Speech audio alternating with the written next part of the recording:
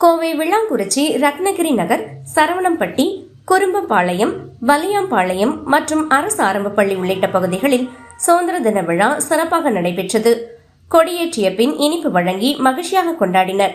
முன்னாள் அகில இந்திய இளைஞர் காங்கிரஸ் செயலாளரும் மாமன்ற உறுப்பினருமான GV நவீன்குமார் கலந்து கொண்டு சிறப்புரையாற்றினார்.